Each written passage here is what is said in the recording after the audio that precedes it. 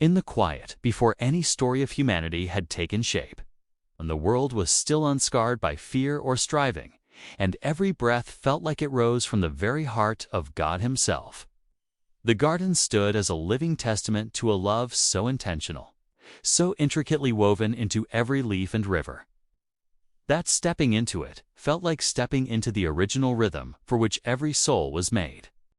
The air in Eden carried a kind of fullness that words struggle to hold, a softness that wrapped itself around Adam as he walked among trees whose branches arched like living arches of welcome, each leaf shimmering with the quiet joy of a world untouched by fracture. Light filtered through the canopy in slow, golden waves, not harsh or hurried, but gentle, as though creation itself breathed in harmony with the one who had spoken it into being. Every sound felt purposeful, the distant rush of a river, the rustle of animals moving without fear, the whisper of wind that seemed to carry the echo of a voice Adam knew without ever having learned. He moved with a sense of belonging that came not from achievement or identity earned, but from the simple truth that he had been formed with intention, shaped by hands that knew him before he took his first breath. There was no striving in him, no insecurity, no question of worth. The garden did not demand performance. It invited presence. And in that presence, Adam felt the deep, steady pulse of peace that comes when nothing inside you is at war with what surrounds you. Even the trees seemed to lean toward him, their fruit vibrant with color and promise, each one a reminder that abundance was not something to chase, but something freely given. The animals moved near him with trust, sensing no threat, only companionship. And in the center of it all, the tree of life stood like a quiet flame, its branches stretching upward as though reaching for the very breath of God. Yet even in this perfection, there was a stirring, a sense that the story was moving toward something. That choice and freedom were woven into the beauty, giving weight to every step Adam took. And as the garden waits, holding its breath for what would unfold, let your heart lean into this moment, and, if it resonates with you, share your thoughts in the comments so others can journey with you through this unfolding story. The stillness of Eden held a kind of anticipation, as though creation itself understood that the story unfolding within its borders carried weight far beyond the gentle rhythm of its days. Adam walked with a sense of wonder that never dulled, each new discovery awakening something inside him that felt both ancient and newly born. When God brought the animals before him, not as a test, but as an invitation to participate in the shaping of the world, Adam felt the joy of partnership, of being entrusted with something sacred. Naming them was not an act of dominance, but of recognition, a way of acknowledging the uniqueness woven into each creature by the same hands that had formed him.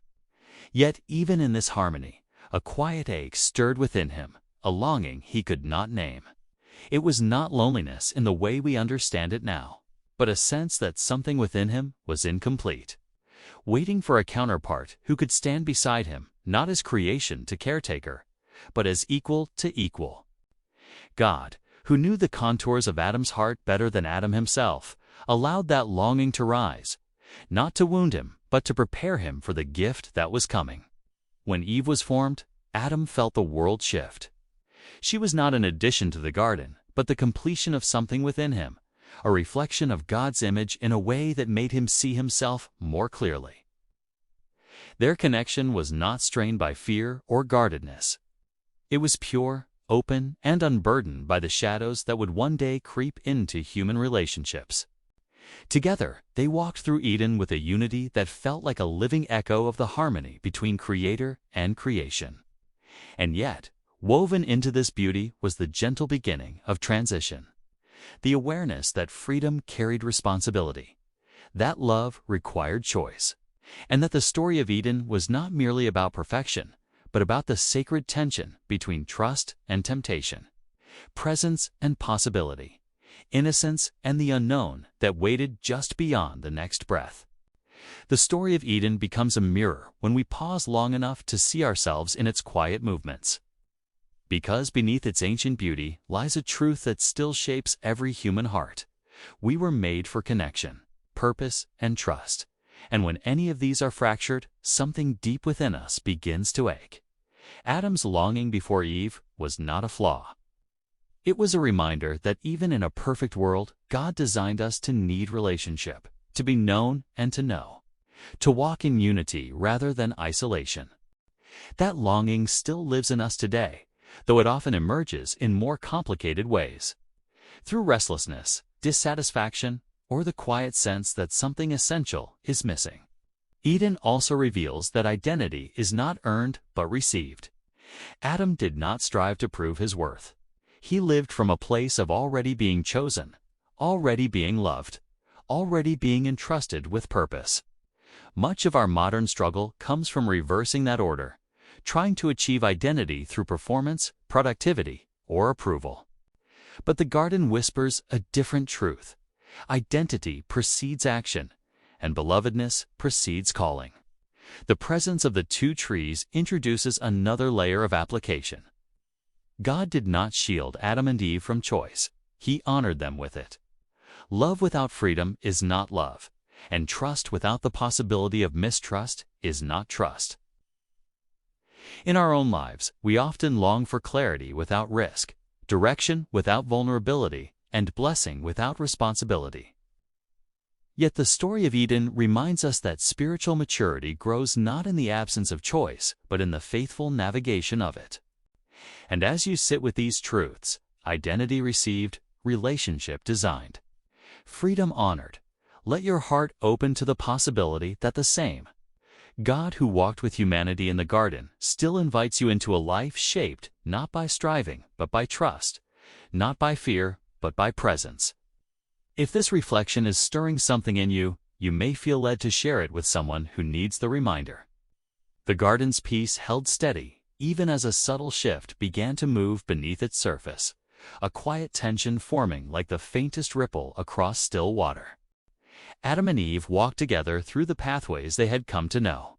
Their steps light, their conversations unburdened, their hearts open to the presence of the one who had shaped them. Yet the tree of the knowledge of good and evil stood as a reminder that trust was not passive. It was a living choice, renewed with every moment they breathed. Eve often paused near it, not out of rebellion, but curiosity, sensing the weight of something she could not fully name. The tree was beautiful, its fruit glistening with a kind of allure that did not feel dangerous, only mysterious, as though it held a story waiting to be told. The serpent's presence did not disturb the garden's harmony at first.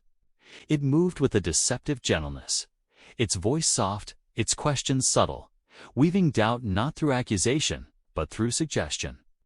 Eve listened, not because she distrusted God, but because she had never encountered deception before. Her innocence made her vulnerable to a voice that twisted truth into something almost believable. Adam stood nearby, close enough to hear, close enough to intervene, yet caught in the same unfamiliar tension, unsure how to navigate a moment that felt unlike anything they had known. The serpent's words pressed against the deepest parts of their identity, not by attacking their worth, but by offering a counterfeit version of it. The promise of becoming like God was not a temptation toward rebellion as much as it was a distortion of the truth.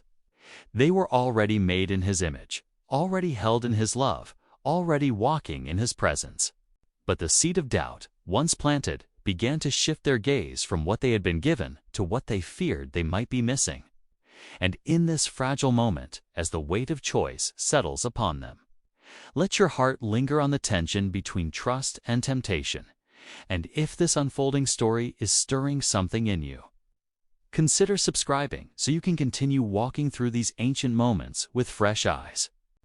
The moment in Eden when doubt enters the human heart becomes a powerful lens for understanding the struggles we face today.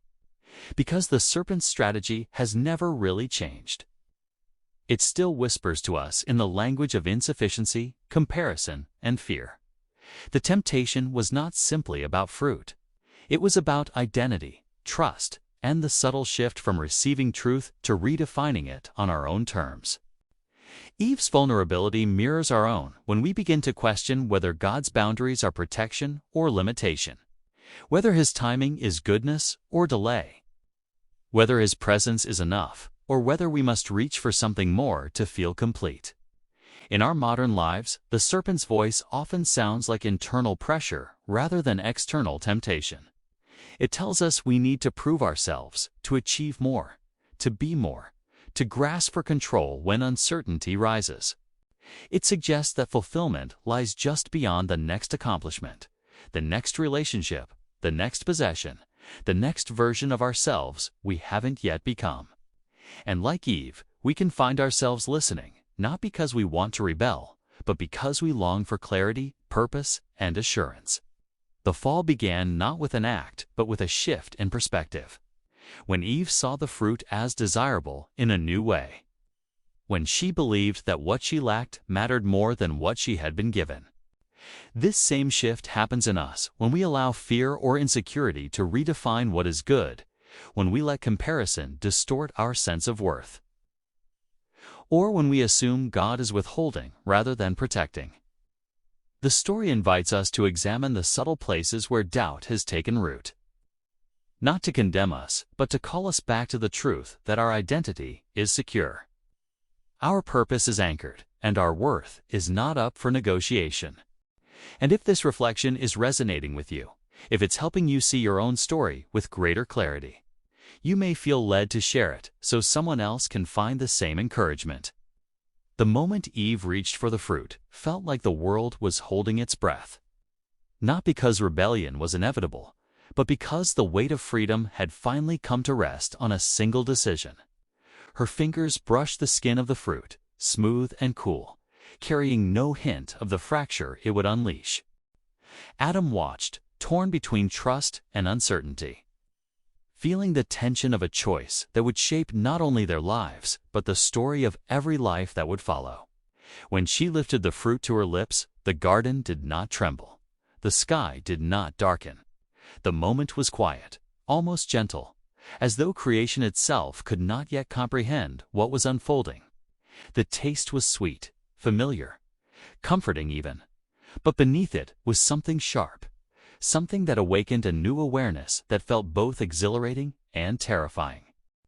Adam took the fruit not out of defiance, but out of a desire not to be separated from her, choosing unity over obedience, unaware that the unity he sought would soon be replaced by shame.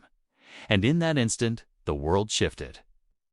Innocence slipped away like a breath released into the wind, and the weight of knowledge settled upon them with a heaviness they had never known.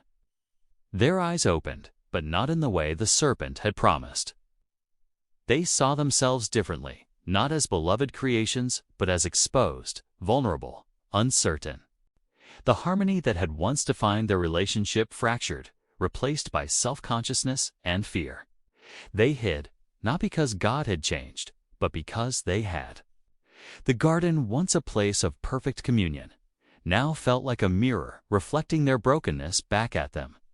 Yet even in this moment of collapse, the story holds a quiet thread of hope. Because the God who formed them did not abandon them. He sought them, called to them, moved toward them with a love that refused to be severed by their failure. And as you sit with this turning point, if the weight and beauty of this story are drawing you deeper, consider liking this video so others can join you in exploring these ancient truths. The fall of humanity is not merely an ancient event. It is a pattern that echoes through every generation, every heart. Every moment when trust gives way to fear and identity becomes tangled in the fragile threads of self-definition. The story of Eden reveals that sin is not simply the breaking of a rule, but the breaking of relationship. The turning of our gaze from the one who formed us to the illusion that we can secure our own meaning apart from him. This shift continues to shape our lives today, often in subtle ways, through the pressure to perform. The fear of inadequacy, the longing for control, and the quiet belief that we must earn what was always meant to be received. Yet the beauty of the Eden narrative is that it does not end with exile. It begins the long arc of redemption. God's first response to humanity's failure was not wrath but pursuit. He called out, "Where are you?" Not because he lacked knowledge, but because he longed for relationship. He covered their shame with garments, a gesture that foreshadowed the covering that would one day come through Christ. Even in judgment, there was mercy. Even in consequence, there was promise. This pattern continues in our lives. When we hide behind busyness, achievement, distraction, or self-protection, God still calls to us, not with accusation, but with invitation. He meets us in our fear, our confusion, our fractured identity, and offers restoration. The story of Eden teaches us that God's love is not fragile, that His commitment to us is not undone by our failures, and that His purpose for us is not erased by our missteps. Instead, He continually draws us back to Himself, reminding us that our worth is rooted not in what we do, but in who He is. The garden may have been lost, but the heart of God has never been distant. Every moment of grace, every whisper of conviction, every stirring of hope is a reminder that the story of humanity is not defined by the fall, but by the one who stepped into our brokenness to restore what was lost. And as you reflect on this truth, let it anchor you in the assurance that redemption is not a distant promise, but a present reality, unfolding in every heart willing to return to the one who still calls us by name. The story of Eden lingers because it speaks to the deepest parts of who we are, reminding us that even in our moments of failure, God's pursuit is steady, His mercy unbroken, and His desire for relationship unchanged. As you carry this reflection with you, let it draw you back to the truth that you are seen, known, and invited into a life shaped not by fear, but by grace. And if this journey has stirred something meaningful in you, consider subscribing so you can continue exploring these ancient stories with a heart open to their enduring power.